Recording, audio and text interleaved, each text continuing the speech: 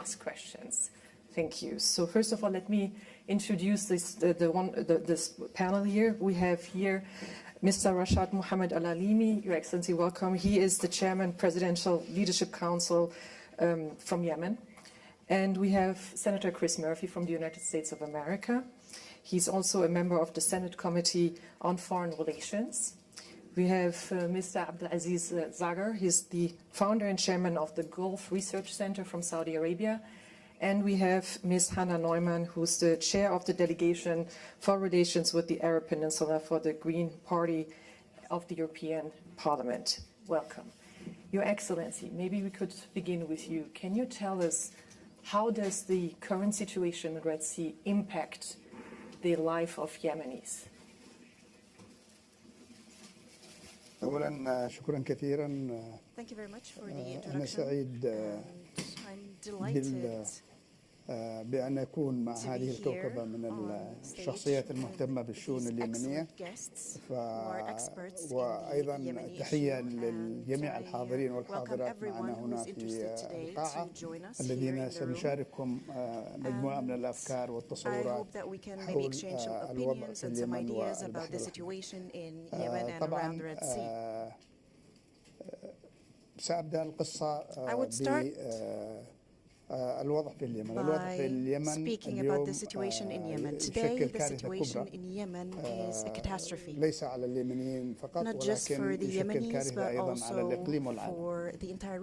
العالم أفاق اليوم We see the world today, and within the few last months, we see a lot of threats rising, and we see that the ships in the Red Sea are being threatened. And these threats are something that we know in Yemen and we have known for many years. The Houthi militias have taken over power and they imposed themselves as de facto authority. And we see that the region and the international community is trying to tackle this problem. We have seen many resolutions and many decisions. 2261 is one of them, the UN Security Council resolution. Unfortunately, the international community is dealing with this issue as something that is a de facto issue. And they're looking at it as a political issue, and that is related to the Houthi narrative and the narratives of the Houthi supporters in many oppressed regions, and that they just want to be part of the current power and current state. And I think it has proven itself regionally and internationally that this group does not want to participate. It does not want to share power with other groups. And we see the international decrees that even have been signed with that faction that are not being upheld. And they are not reliable partners, and we are still trying to look at the demands, and we're still trying to recover as a state and to have elections, to have free elections, transparent elections with everyone participating. Nonetheless, I have to say that de facto situation that we are facing due to this group is something that we cannot deal with on our own. And I think that we need international support in order to instate the resolutions that have been made internationally. As I said, UN Security Council Resolution 2216, I think that will be the road forward. It goes without saying that we have many people who are interested in supporting us, and international groups and organizations that are supporting us, but still they came to the conclusion that this resolution is not applicable. We have a completely different reality that we need to reassess, and we see that the international community is actually conceding to what is happening on the ground and to the power of the Houthi militias that are reigning by the power of guns and weapons. We have seen confiscations, we have seen many atrocities against Yemenis. And the world is just watching. We've seen a humanitarian crisis in the past years and still ongoing, and no one is paying attention. the way the United States of America and the UK government are dealing at the moment with the Houthis. Is that the right way to deal with them, from your perspective? The counterattacks. ماذا تقصدين بال أنا أعتقد إنه I believe that the attacks today are not going to solve the problem at all. And I think that these counterattacks, or I'm almost certain that they are just a threat. And I don't think that they will stop the attacks on the ships because they are not from the sea.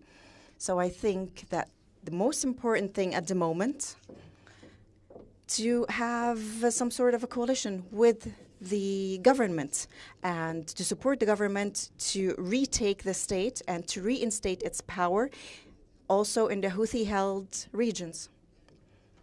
Because today we see that the drones and the ballistic weapons that are coming from Iran to the Houthis, these are the weapons that are threatening the ship movements in the Red Sea and other coasts. Mrs. Hannah Neumann into the conversation because she was in Yemen recently. Mrs. Neumann, His Excellency mentioned that Iran plays a role in the whole situation. How do you see that? I was indeed in Yemen just in December, and we left the day that the... Oh, for the live stream. I was indeed in Yemen in December, visiting Aden, and we left the day that the Prosperity Guardian mission started. And I think it is important that the European Union that will now also join with the mission, and we do something against this blackmailing of the Houthis in the Red Sea. But we also have to deal with the longer-term issues and the root causes, and here I would mention two. First of all, it is quite clear Iran, the Iranian regime, is fueling this escalation. The intelligence on which ships should be attacked is coming from Iran. The equipment to attack the ships is coming from Iran, and it is clearly in Iran's interest to stir confusion and escalation in the region as a whole. So without dealing with Iran, we will run into these situations again and again. And the second issue is the inner Yemeni peace process that is currently on hold again. There were some hopes that it could be transferred to the UN. I'm sure Hans Grundberg himself can speak better about that.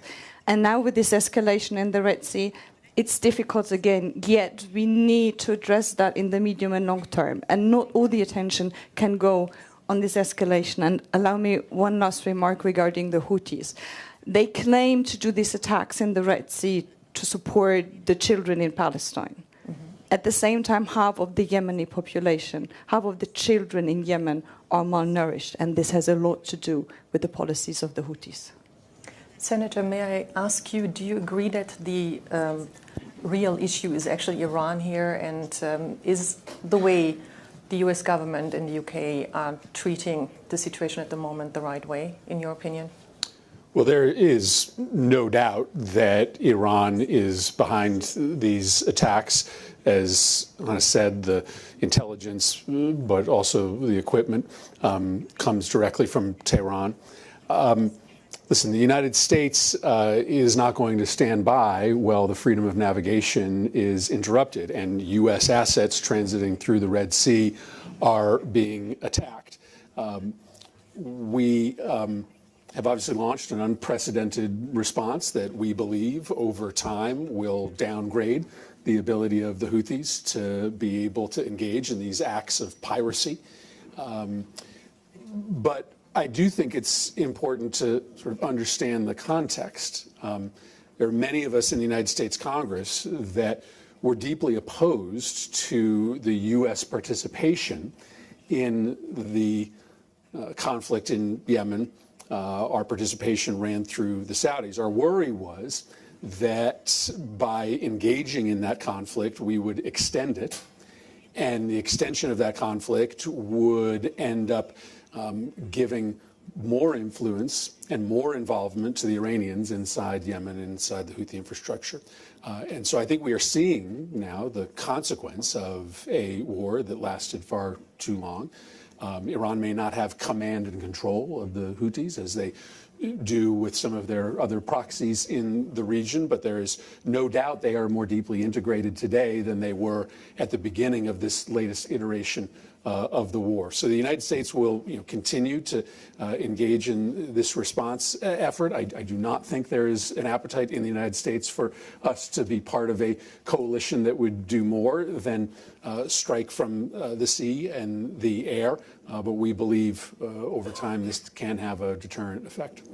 I just have to ask you to make sure we understood fully that is it that you say, Senator, that the war which the Saudi-led coalition had against the Houthis is responsible for what we are seeing today, that the Houthis became stronger, in fact? Is that what you're saying? Or? No, listen, no one bears responsibility for what is happening today aside from the Houthis and their sponsors in Tehran, period, stop.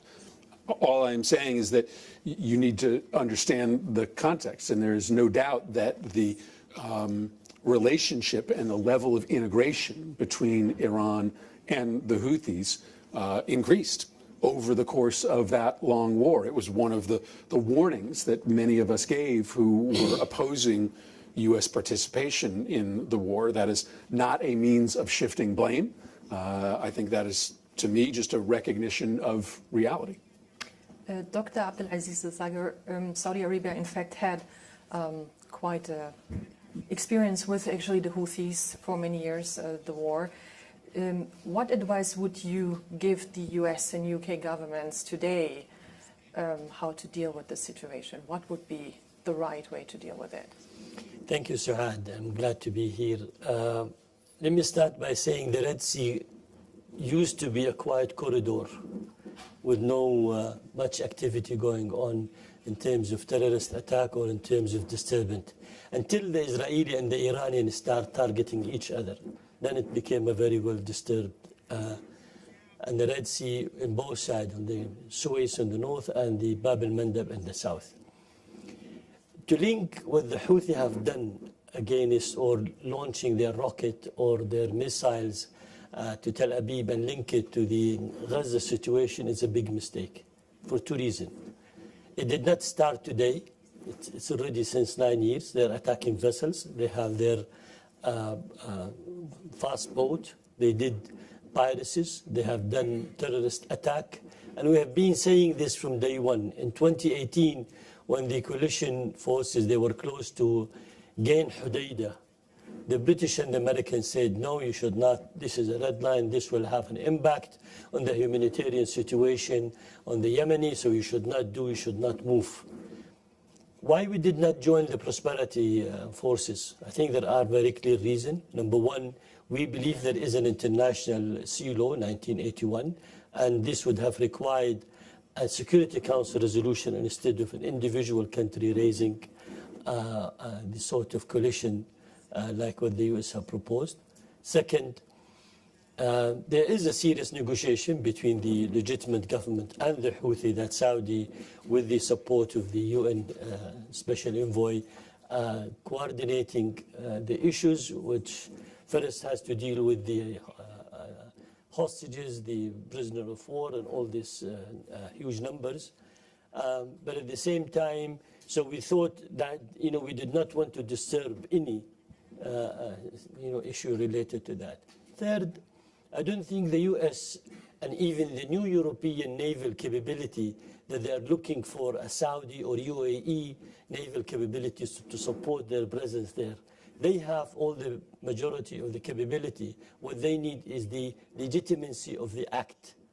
And fourth, we do believe in the region, particularly the GCC country in total, and Saudi Arabia and UAE, since they are part of the coalition, that having a diplomatic talks may result into a better answer. However, if you look at all the US and the British attack, it was targeting a naval capability the Houthi possess. And most of that capability, he took it from the Iranian side. As Dr. Hanashi said here, and the senator, the information coming from Iran, satellite images coming from there, the missiles coming from Iran. So the triangle that has to do with the source of the weapon, the logistic and the route, the launching platform, and the storage. What the US did target and the British is the storage and the launching. You see, and lately some of the supply chain, but not the main source that coming from Iran, because in no way the US will involve in, at least for the time being, in targeting the source that which is coming from Iran. So dealing with that issue, it's a bit of a complex, but you can see that 3 countries in the region or in the Red Sea, they have suffered a lot. Egypt have lost 40% of their income. Saudi Arabia and the Yemeni in general, by the way, they are the biggest loser. Because even the agreement they made between the Houthi and the Chinese not to attack any Chinese vessels, it did not work. It worked only to stop the attack on the vessel, but it did not help to reduce the prices, the cost of shipping and the insurance and so the Yemeni also are suffering from that one. So are you saying, in other words, if you would have to advise the US and UK government, you would advise them to attack Iran? No, I would advise them go to the deep root in the Houthi side. There, don't accept a violent non-state actor who took over the government and through the legitimate government and legitimize their act on the basis of what His Excellency have said, the al-amr al-waqa, siyasat al-amr al-waqa, the reality on the ground, and accept that terminology and deal with it. This is a violent non-state actor. If we accept this notion, where do we stop? Do we stop in ISIS in Iraq, or do we stop on the Ahrar al-Sham in Syria, or do we stop in Hezbollah in Lebanon? Where do we stop with that one? So, actually, Hanan Norman, since you were the one who brought Iran into this discussion, also with His Excellency, I will come back to you in a moment. What should the European Union, what should actually the West do here in terms of Iran, vis-a-vis Iran? It's easy to sound smart up here, and what we can learn from the Saudi experience in Yemen also is that bombing Yemen is not going to do any good and is not going to help with anything. So what indeed, is going to the root cause and Iran, and I would say let's start with being as clear in our rhetoric and politics vis-a-vis Iran as we are with Russia, because they are joining forces. They are also joining forces in this case, and we should check if, especially in Germany, it took us a long time to fully acknowledge how dangerous it is what Russia is doing, although the neighbors of Russia have been warning us and telling us. And some of that reminds me of the situation with Iran right now, where for years and years the neighbors have told us how toxic and how difficult it is. And because we thought there would be stability if only we are not too outspoken, we haven't been clear enough. And now we don't even have regional stability. And let's not talk about the situation of people inside Iran. They are all suffering from this regime. I understand, but the question is, what should be done? So you say it should be clear, more words, more rhetoric, from what I understood. Is that what you also agree with, Your Excellency? Or would you say the world would have to go a step further and maybe use force?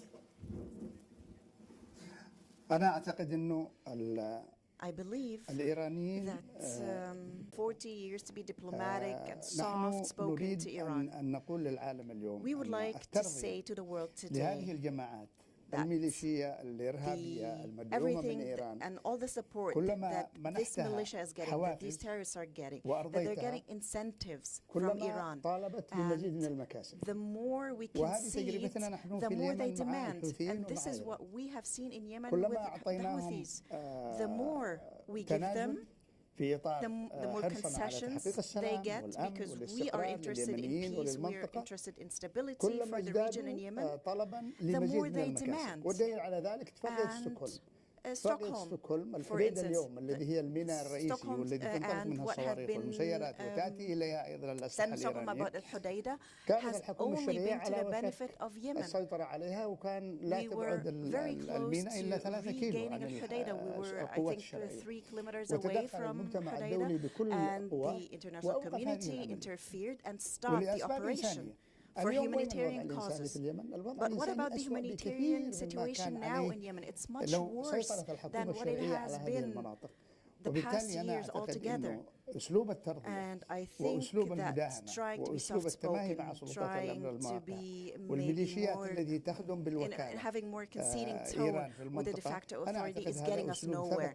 I think that this way of, or this approach has proved to be a failed one. And I think that it will be just a ground for consolidating more of the de facto power and authority of the Houthis. And today, what we see the attacks in the Red Sea, we've seen that these have been planned for a long time now. And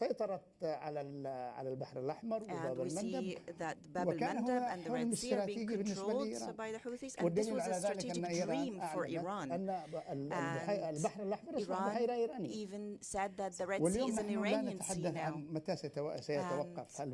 if we ask the question, when is this going to start? Where are we going to stop? Is it linked to Gaza or not? I think the situation is much more complex.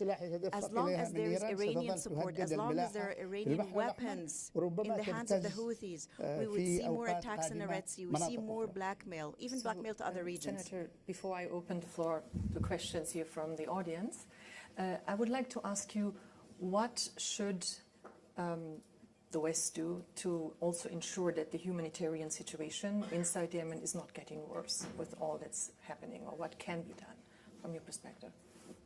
Well, let me quickly answer that question, but I do want to weigh in for a moment on your very correct question about what do we do beyond rhetoric, what is our actual policy moving forward on Iran.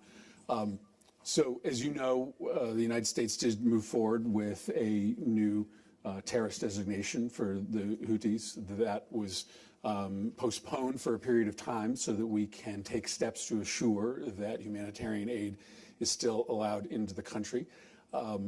Very clearly, this is a moment where the United States has to dramatically increase its contribution to humanitarian aid writ large. The legislation that the United States Senate just considered, which was best known for funding the war in Ukraine, also included billions in new humanitarian assistance. And I would hope our partners in the Gulf will do the same. It has been very difficult at times to try to convince some of our friends in the Gulf to help put significant dollars. Many have been generous, but the dollars have been at times far too intermittent. And so working with our friends in the region is important. On this question of Iran for just one moment, listen, you have two paths. You have an escalatory path and you have a de-escalatory path. I support the decision of the Biden administration to launch significant attacks against Iranian proxies, and I think it is important to know that since those attacks were launched, we have not seen our forces at risk in the way that they were prior to these attacks. But there is not an appetite in the United States of America to go to war with Iran. There is not. And it is important to note that during the period of time when the JCPOA, the nuclear agreement, was operational, we saw no attacks by Iranian proxies on U.S. forces in the region. In fact, during that time, we were working with the Iranians in our efforts to attack and defeat ISIS. I understand the Iranians. My eyes are wide open. But this is not a moment to engage in a new diplomatic push, given their connection to the events in Gaza and their sponsorship of the attacks on us in the Red Sea. But I just think it's important for everyone here to understand that in the United States, while there is support for these targeted attacks, there is not going to be support for a conventional engagement in Yemen or against Iran. And so if that's the case, then you have to make a decision. Are you pursuing a escalatory path that has a cap? What's the efficacy of that? Or are you going to pursue, when the time is right, a de-escalatory and diplomatic path? So I would like to give both of you, Dr. Abdulaziz and Ms. Neumann, 1 minute to answer or to comment on this, and then I would like to open to the audience. Yes. There is 165 attack against U.S. facility, presence, camps, airport, people since 7th of October. So the arms of the Iranian are not going to be quiet. They will continue to do what they thought they wanted to do. How the U.S. would respond selectively, and I'm using the word selective targets, selective attack, selective surgical attack. This is what they are doing. We are moving toward what we call an intelligence warfare. You target one thing, I target another thing, but at the same time, this will not bring the region to a quite a peace, particularly if the U.S. administration decide to withdraw from Iraq and Syria. This will create a larger vacuum and will allow much more stronger Iranian presence in the region that we do not wish to see that happening. Just one last comment on the Gaza issue. When the Houthi claim they launch all their rocket and missile for Gaza, that's nonsense in my opinion, because things, as I've said, started before. However, they wanted to gain a nationalistic momentum, whether in Yemen or outside Yemen, to say, look at, we are trying to fight or to resist at that one. Fine, but look at the damage they did to their own people in the country, to the whole security of the region, to the changes of the geopolitical situation that is taking place. Hannah, 1 minute, please, and then the audience.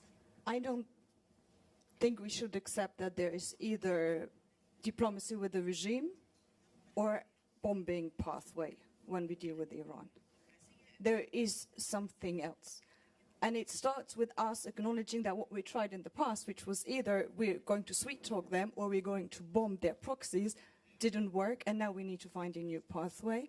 And the way how we get there, no one's going to have that beautiful answer ready, but we need to start the discussion. The discussion starts with saying what we did in the past doesn't work.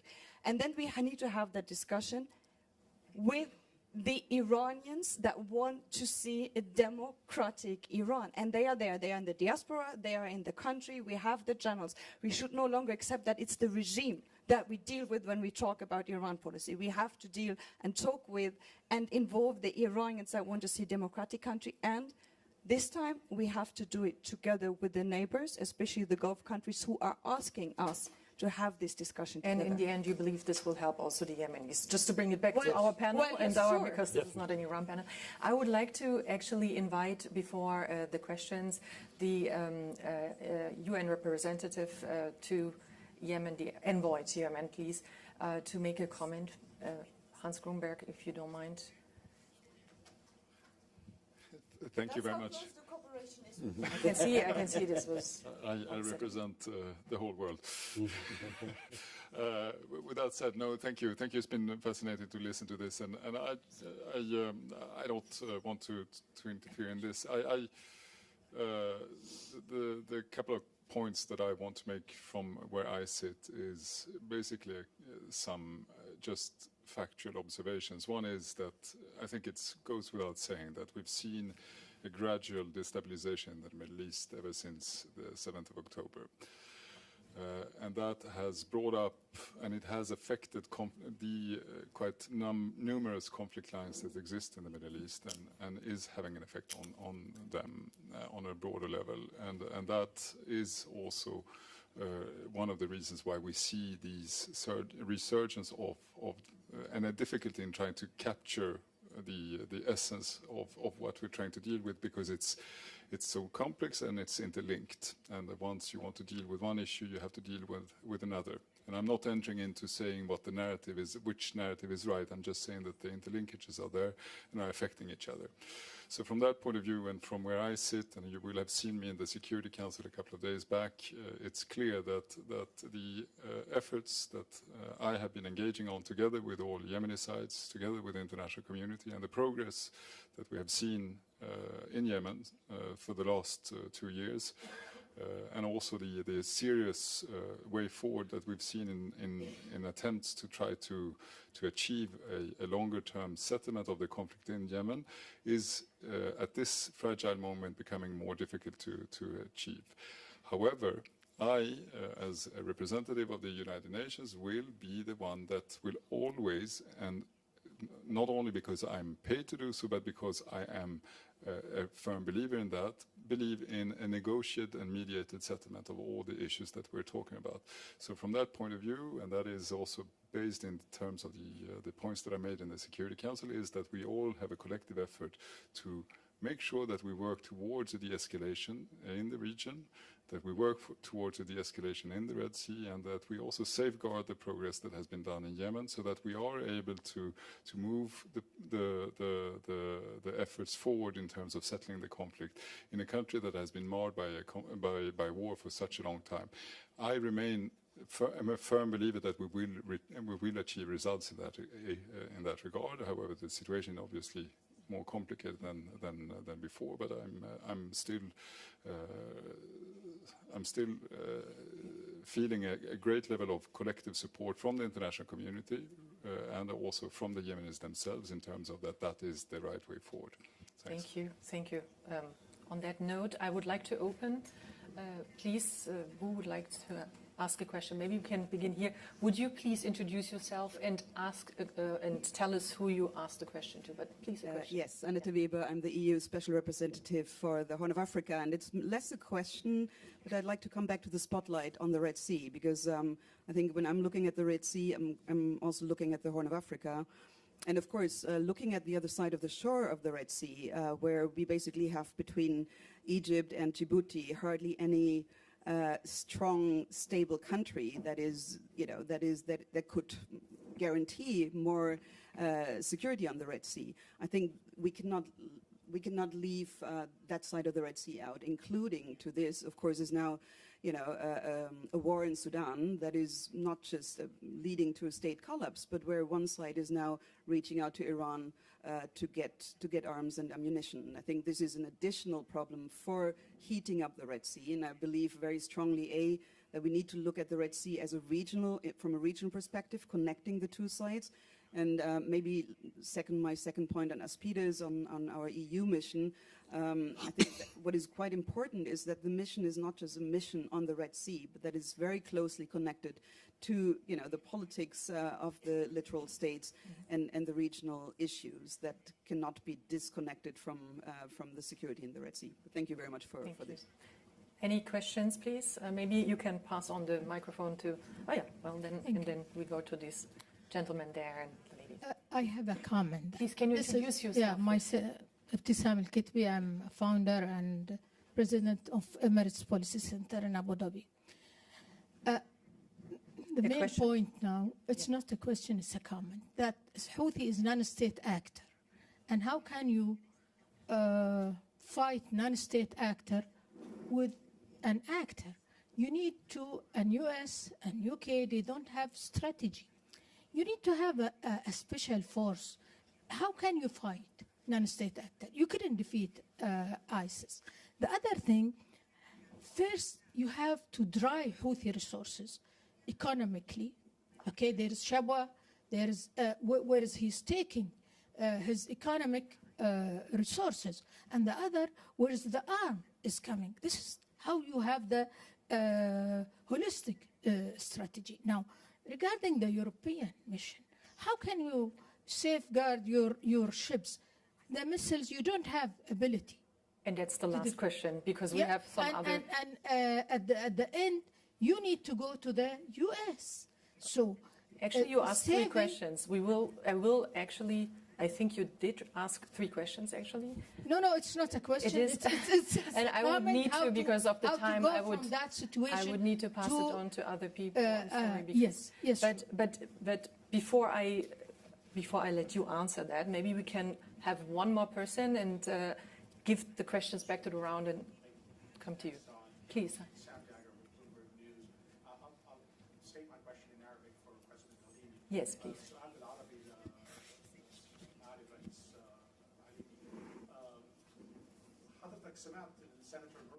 You heard the senator saying that there is no. I'm sorry, he's not using the microphone. هو بيتكلم بالعربية. أيوة بس الصوت. إيه ما في صوت.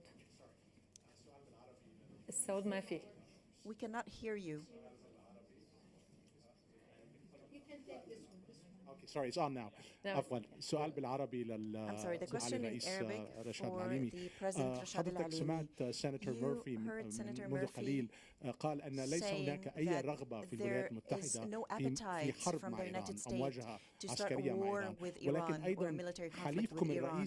But still, I think that your main ally, the Kingdom of Saudi Arabia, doesn't want any conflict with Iran either, because they are actually approaching Iran at the moment, and even the Houthis. So how can we actually maybe fulfill what you are calling for, and looking at the interests of KSA and the United States? First of all, I think, or I must say that we are not calling for war. We do not call to wage war at all. And we, as the Presidential Leadership Council, we said that we are a peace council. And of course, we have held also meetings with the Special Envoy. And we want to have a comprehensive solution and a peaceful solution for all of Yemen. And we are not calling to war at all. We want peace, and we're calling for peace. Unfortunately, Iran does not want peace. It's not interested in peace in Yemen or in the entire region. And we have two projects for everyone. To be clear, there are a peace project in Yemen, and in a two-state solution with Palestine, and there's another destructive and chaotic operation going on from Iran. And we are, I think we are the model for what is going on in the region. And I think the piracy that has been going on from the Houthis is not like Somalia, where just a few pirates go on a boat and caper a larger boat and take some hostages. This is not the case with the Houthis. They are acting as a proxy to Iran, and they have drones and they have missiles. This is a different kind of attack. We have seen in the past weeks, we have seen a lot of weapons. We've even seen submarines being used, and we've seen fast boats being used. We have a few more As I said, submarines as well. So I do believe that there is no discrepancies between what we want and what our allies want. We need more pressure applied to Iran. We need more security and stability for the region. And we want this pressure applied so they can talk to us about peace.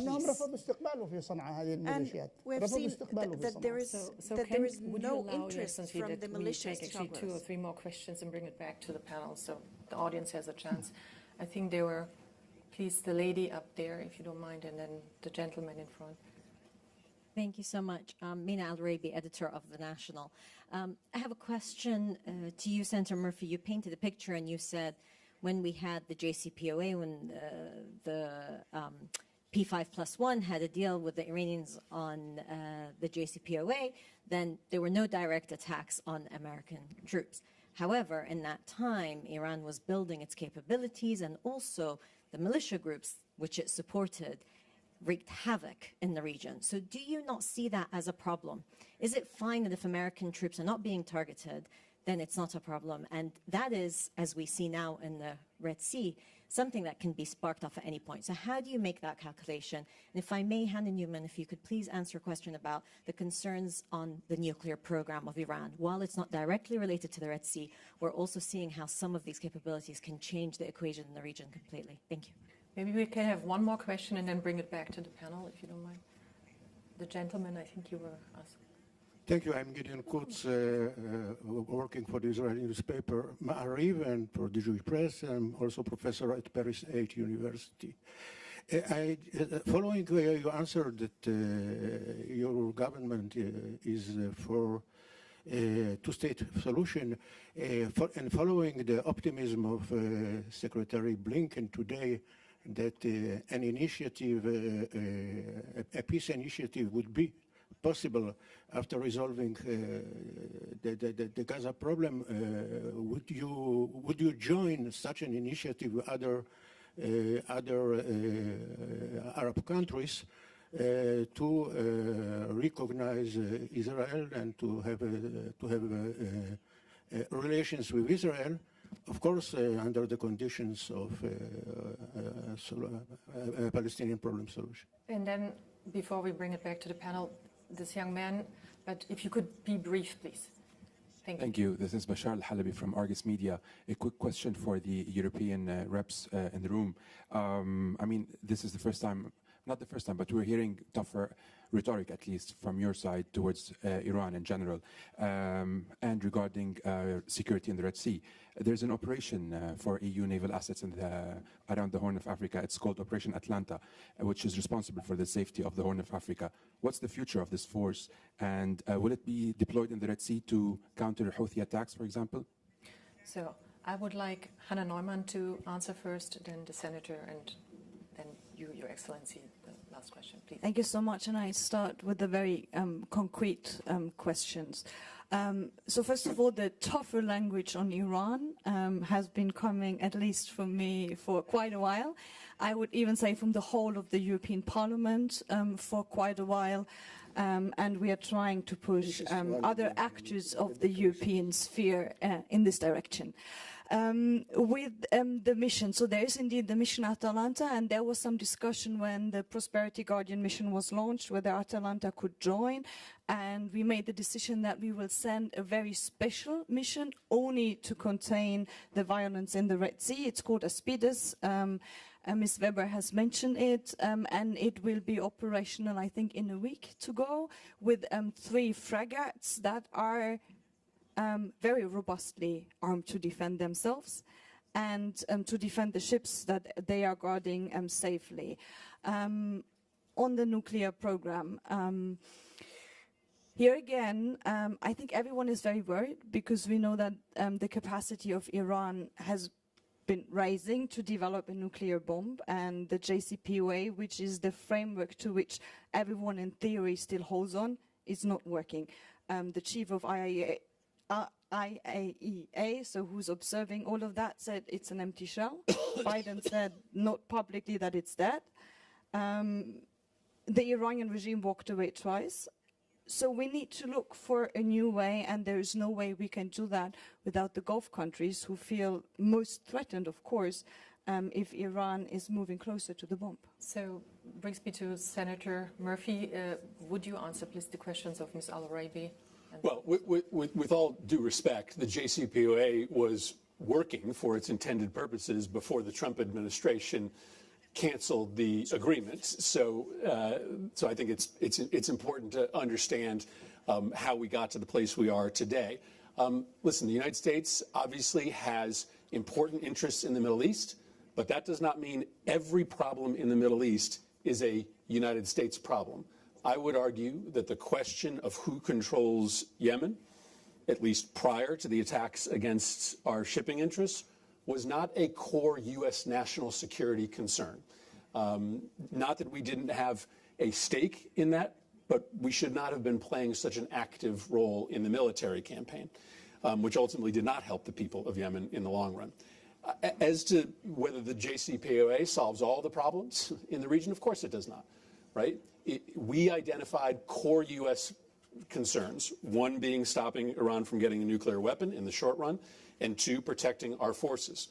We also believed that by assembling this unprecedented coalition, which included not just Europe, but the Chinese and the Russians, around the implementation of the JCPOA, we had an opportunity to use that coalition to then attack the other malevolent behaviors of Iran in the region, whether it be support for proxies or their ballistic missile program. We never got the opportunity to engage in that second set of work because President Trump pulled us out of the agreement. So, no, I don't overhype the impact of that agreement, but I do stand by the fact that it was working for its intended purposes, it had an important de-escalatory impact, and it had the potential to allow us to assemble and use a coalition to try to ratchet down Iran's other bad behavior in the region. So the organizers say we have 2 more minutes. Dr. Abdelaziz, can I just ask you one quick question, and then I would like to give His Excellency the last word. But are you optimistic or pessimistic after what you heard here? And then I will, give you the last word to answer. Is it just optimistic or not optimistic? Right. Yeah. Well, no, I think there are 3 steps the USA went through: deterrent, defensive, and then offensive. The deterrent, Houthi did not listen to that, and they felt, they don't care about it. and then they went to the defensive. They were trying to respond to the attack that they received. And the third step, they went for offensive, targeting the naval capability that was representing the threat. Am I optimistic? No, I don't think I'm optimistic, as long as they have the means and the tools and the source of supply remains there and remains floating to them. Your Excellency, there was a question whether you would recognize or join the Abraham Accords. Maybe you could answer that briefly and then tell us what you think of the whole conversation here. شكرا كثيرا على السؤال أولا. نحن دولة عضو في الجامعة العربية والجامعة العربية تبنت بالإجماع المبادرة العربية لحل القضية الفلسطينية ونحن ملتزمين في الحكومة اليمنية بهذه المبادرة العربية التي نعتقد أنها هي الطريق والأمثل لحل القضية الفلسطينية. هذا فيما يتعلق بالجواب على السؤال. فيما يتعلق بالجلسة الختامية نص دقيقة. فيما يتعلق بالجلسة أنا أتفق على أن هناك التعامل مع الحوثيين يحتاج إلى ثلاث قضايا رئيسية. القضية الأولى وهي مسائل الهجمات اللي بتتم والعمليات الدفاعية والعمليات الهجومية. هذه يمكن تحد من قدرات الحوثيين صحيح ولكن لن تنهي المشكلة. هذه واحدة. اثنين بعد اثنين أيوة بعد اثنين لدينا تجفيف منابع السلاح التي تأتي من إيران. ثلاثة تجفيف منابع الدعم المالي والذي يأتي من عدة مصادر وفي المقدمة المبالغ المالية التي تحول من الاتحاد الأوروبي ومن الأمم المتحدة وتذهب إلى البنوك التجارية في صنعاء الحوثيين. I would like to thank you all. Thank you very much for this conversation and have a good day. شكرا جزيلا. أنا متأسف جدا بس يعني الوقت